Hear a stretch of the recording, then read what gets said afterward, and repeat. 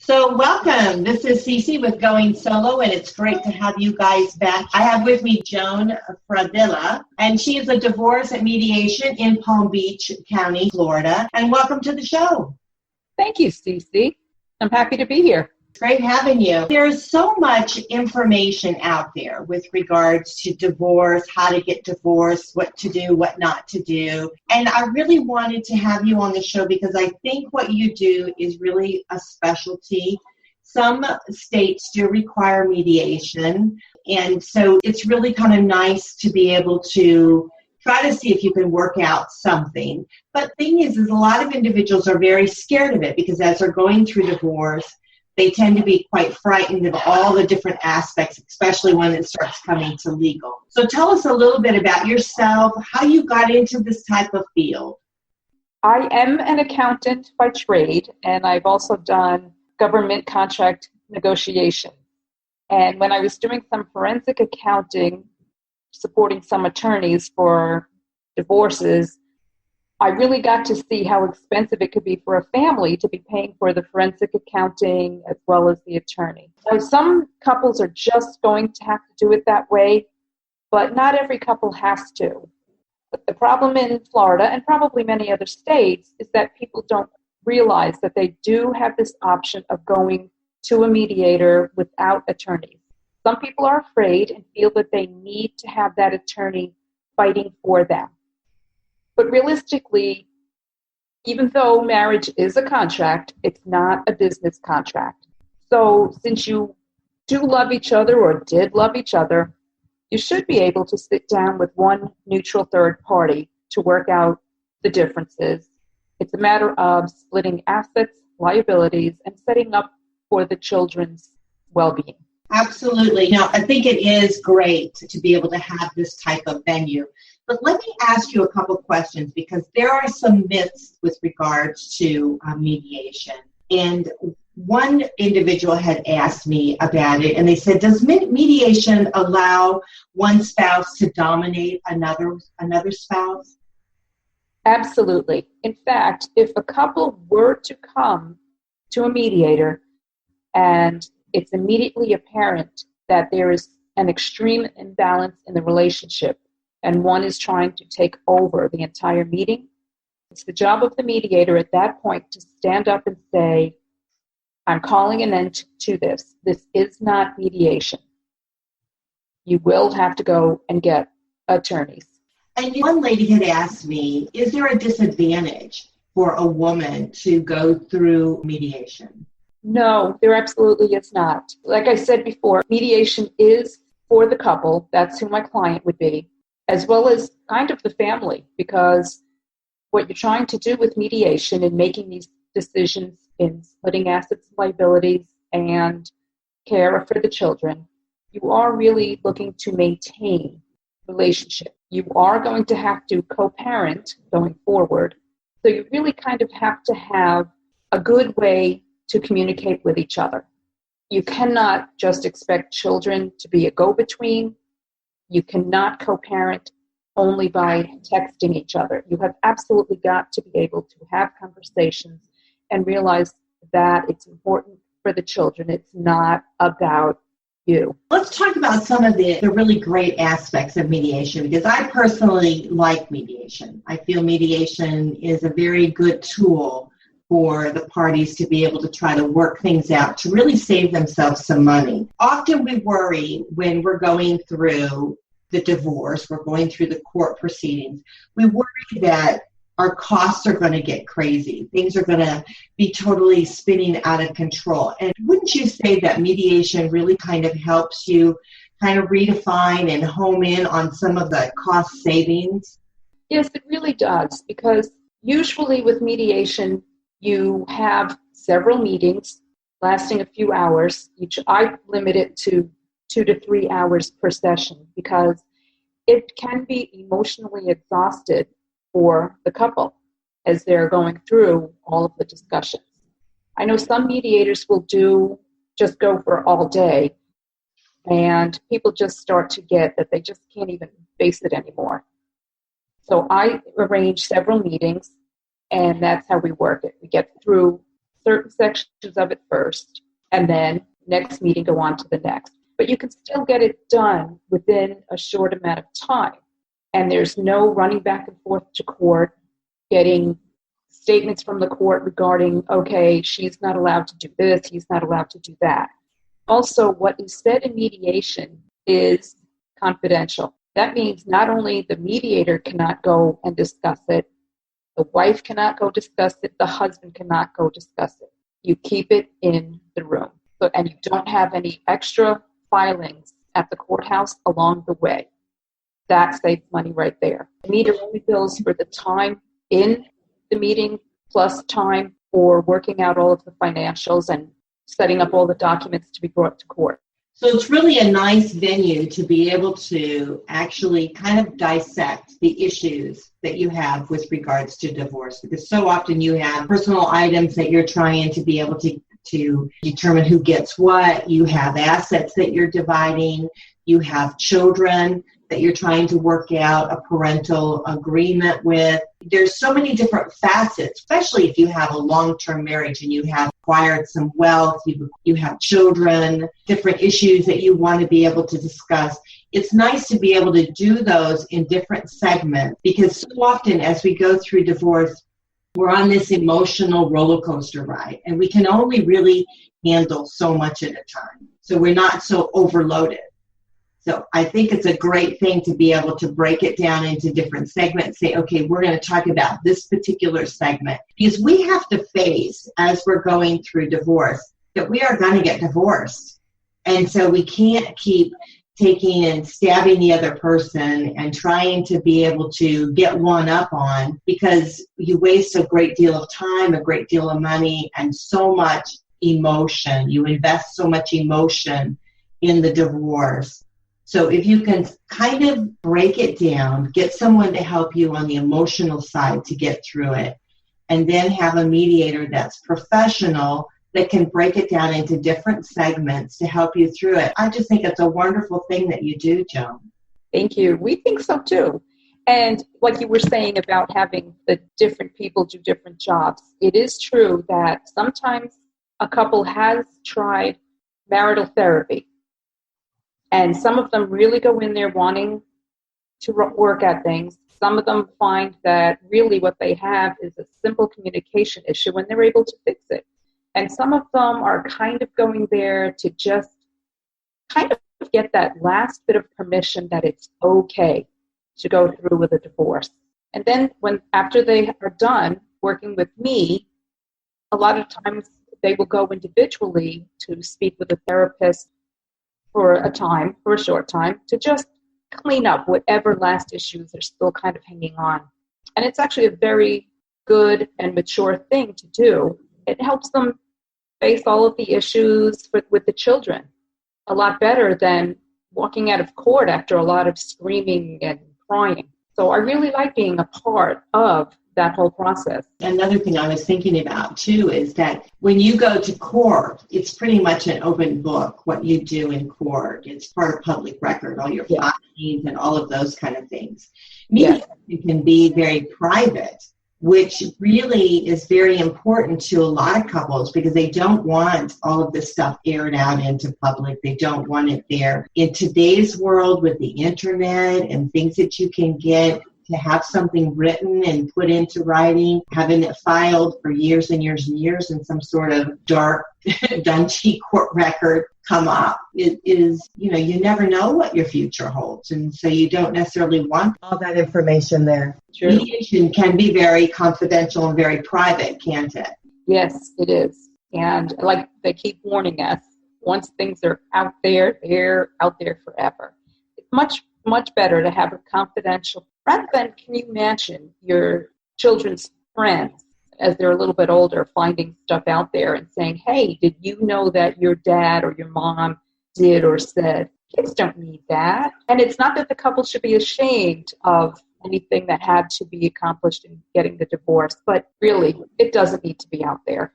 Absolutely. It is a form of a way of protecting your children from divorce. And studies have shown that repeatedly children are spared. They're spared from much stress and fear and anxiety throughout the divorce. They really do much better with redefining their lives and restructuring their lives. So I think mediation is a nice way to be able to get some of those things accomplished that needs to be done in a less stressful way, because you're not taking that back home. The kids you're able to get them. I think, to me, the first thing, if you can get the parental agreement worked out, that really is your structure of your family unit. And this is what people do not get sometimes, is when they're divorcing. The husband and wife is divorcing, but the family unit never divorces. We're always a family unit. And often we create this horrible division in this family. And it really shouldn't be, because the family can easily still be united if we can deal with it in a very mature, adult fashion as parents. We can still help our children to be able to understand that, hey, maybe we can't live together, but we can respect each other in regards to parental decisions, and we're going to do what's best for you. And that really, it can really help the children be able to adjust, because, our children really look at us to be able to know what the path is going to be. And if we're going to be bickering and carrying on throughout, continued lifetime, they're going to bring that into their world. Mediation is really a tremendous tool for individuals that they should take advantage of. I agree with you. It's, I think, so important. And like I said, for some couples, they will need to go to court. But hopefully, if they first go to a mediator, learn a little bit of stuff, figure out, okay, where are our real problems? What can we settle now? And what will we need some more help on? Some major thing could be there. And, okay, fine, go get your own attorneys to settle that one thing. Well, then that one thing does not throw into it, just snowball down a hill. And so at least that's the only thing that's kind of out there and less confidential. But still, if the family can just keep their discussions with their children as far as, okay, listen, we love you so much, suddenly realize we don't love each other so much, so we can't live in the same house, but you now have two houses that you will live in, and it's okay. Well, okay, so let's take it back from the beginning. You're in Palm Beach County, and there's an individual that is in somewhere else. How is it structured for mediation, mediators? Do they go per county? Do they go per state? How does that work? Well, the certification is for the state. So I'm certified in Florida. If I move anywhere else to any other county in Florida, I'm good. If I move to another state, I have to do whatever requirements there are for being certified there. So what we do is we mostly serve Palm Beach County.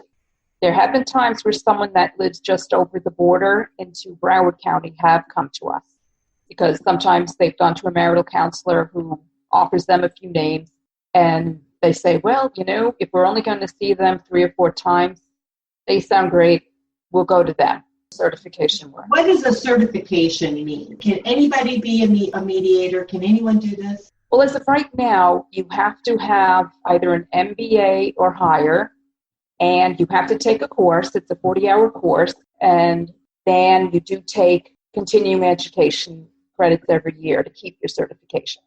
Okay, so these are highly professional individuals in this type of field. Yes, because you don't want to do anything to lose your certification. Right. Absolutely.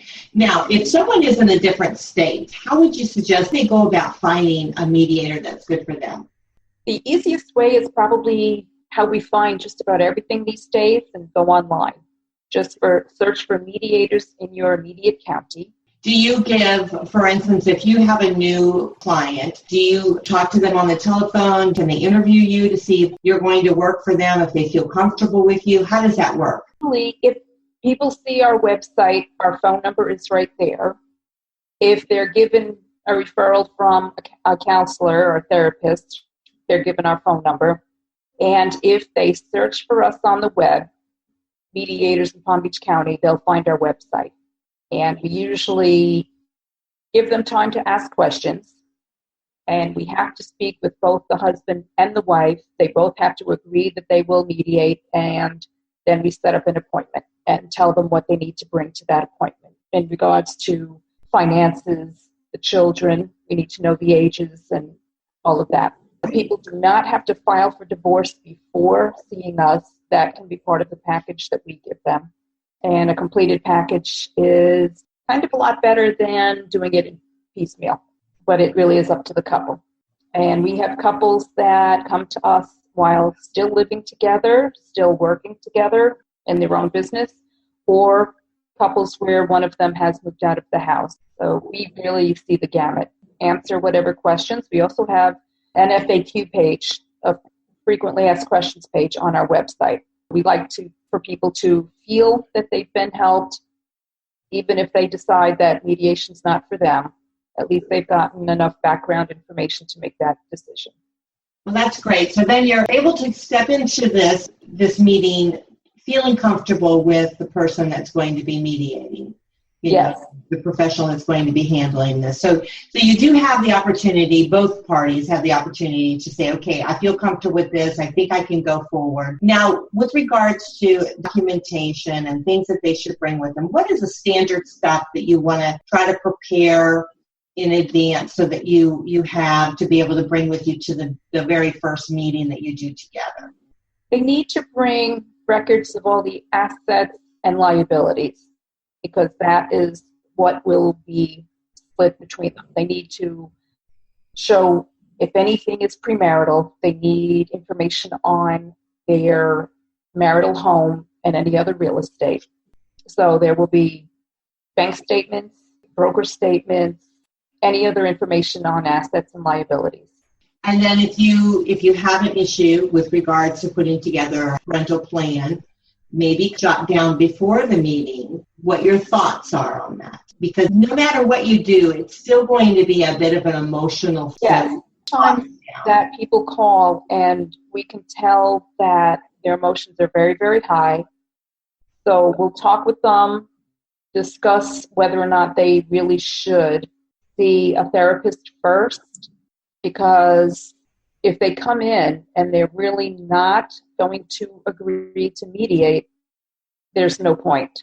They really have to be able to say, yes, this marriage is irretrievably broken, and I'm agreeing to look for a mediated solution. Absolutely. I really do love the aspect of mediation. When I was going through my divorce, I tell you, I hated it. I didn't see the value in it. And I had to go through this horrible divorce to later look back and say, gee, I wish I had known more of the system. I had understood the process, because I would have saved myself not only money, but just the painful, just everything that I went through. So I really do want individuals out there, if you're looking at divorce, to really look at a mediator and trying to go that route, trying to see if that's going to work. If it doesn't work, it doesn't work. At least you gave it a whirl. I know in Florida, they do require a mediation, so you will have to go to something like that. I don't know other states if they require that or not, but you do have to go to a court-appointed mediator, or you could actually, I believe you could pick your own, can't you? You can, yes. When the court orders you to go, not only do they order you to go to a mediator, they order you to go to parenting classes. They want to know is that no matter how, the whole issue with where the kids are going to live, who's going to have what hours, they really want you to go to a class, because co-parenting does have challenges that parenting in one home does not have. And people really need to see the difference, not be shocked when they find out later. Yeah, absolutely. I know. So you want to check out your state as to what the requirement is.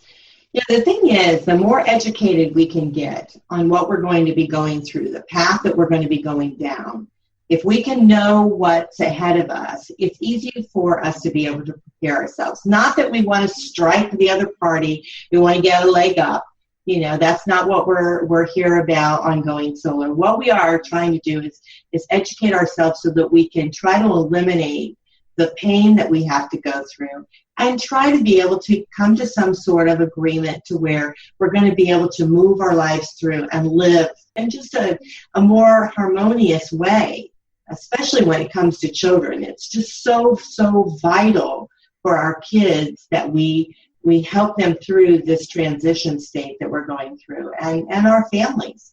So it's a great thing you do.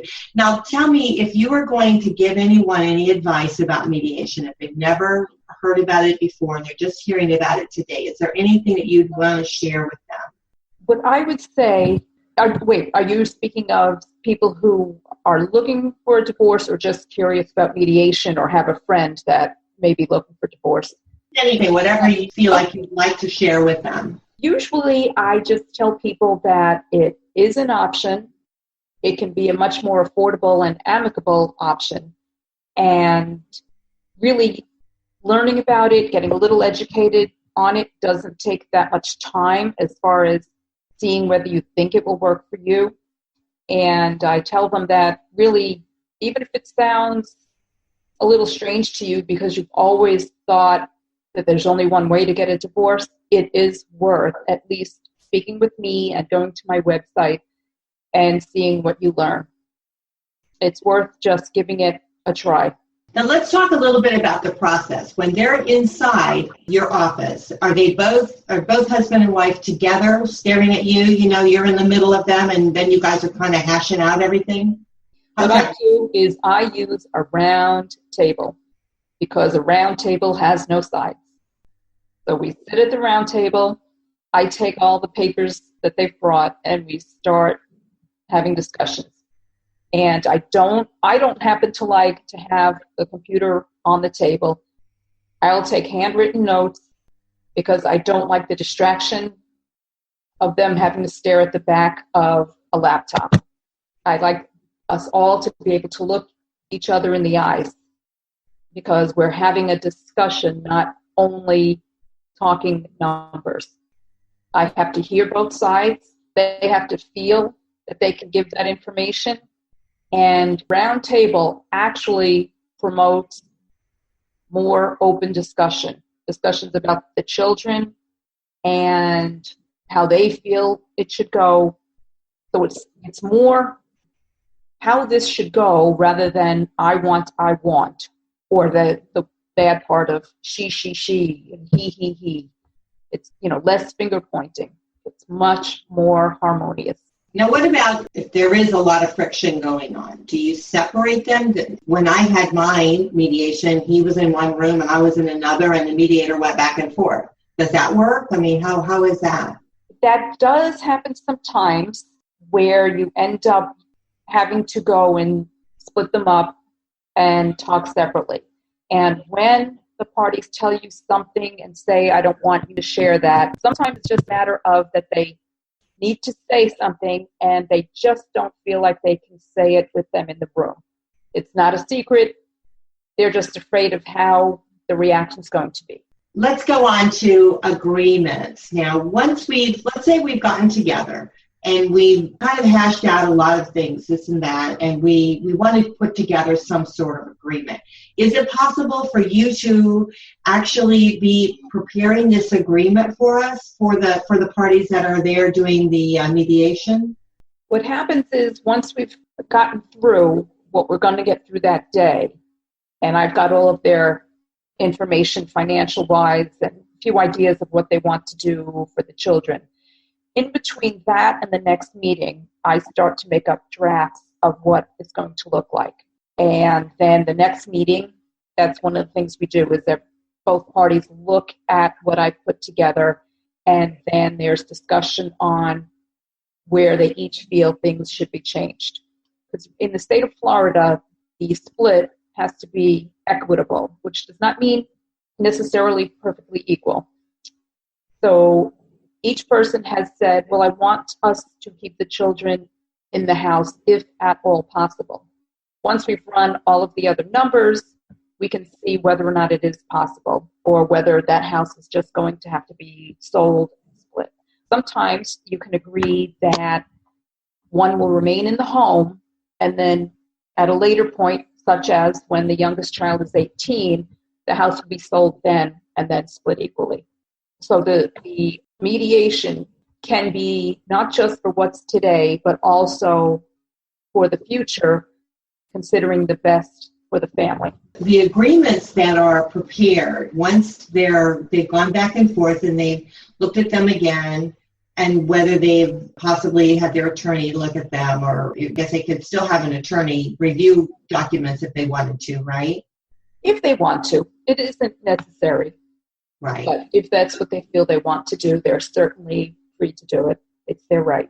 Right. So it's their choice if that's what they would like to do. So once you've come up with something and you're happy with it, let's say the parties are very happy with everything that's written down, then what do? Do they execute it then in front of a witness? And yeah, once I've put together the entire package that has to go to court, they both agree that everything is set up correctly, they both sign it and they take it to court. Well, actually, they go to court, file it, and then get their final court date, which could be the only time they end up having to go to court, which is great.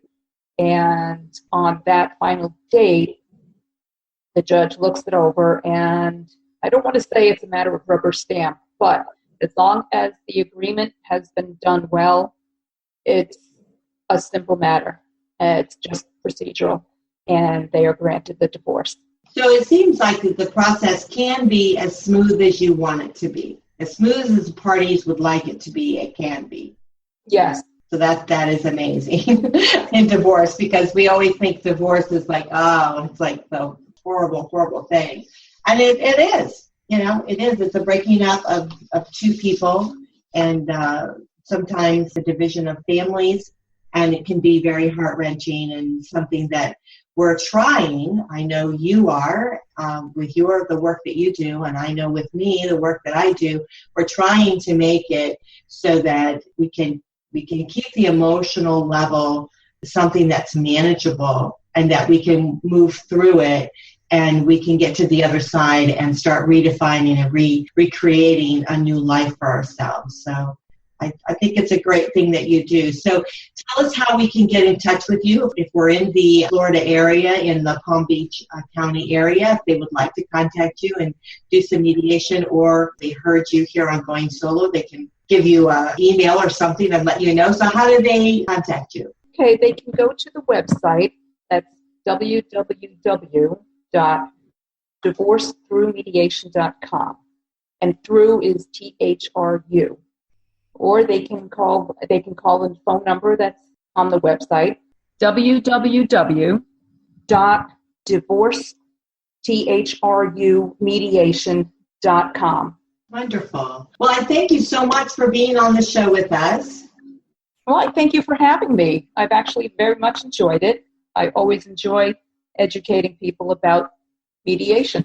If anybody has any questions, they're welcome to either, give me, CC Schatz, an email, and you can reach me at ccgoingsolo@gmail.com, or you can contact me right there on the Facebook, which is our Going Solo group page. If you haven't joined it, please do. You're welcome to join us, Going Solo with CC, and you can ask any questions that you want, and of course you can contact Joan, and if you have any questions that you want to direct to her, I'm sure she'd be happy to help you as much as possible. Absolutely. Again, I want to thank Joan Fradella, a mediator with Palm Beach County, Florida. You can reach her at www.divorcethroughmediation. That's DIVORCETHRUMEDIATION. Divorce Through Mediation. Also, her telephone number is 561-968-6005. 561-968-6005. So we hope that you guys listen to this today and you'll take with us what you need to take. If mediation is something that you'd like to entertain, we hope that you will check it out to see if it's something that might work for you, make things a little bit easier. So I hope that you were able to gain some more information that'll make your lives a little bit easier. So this is Cece with Going Solo. Can't wait to talk to you again. Talk to you soon. I hope you continue living your best life. Bye for now.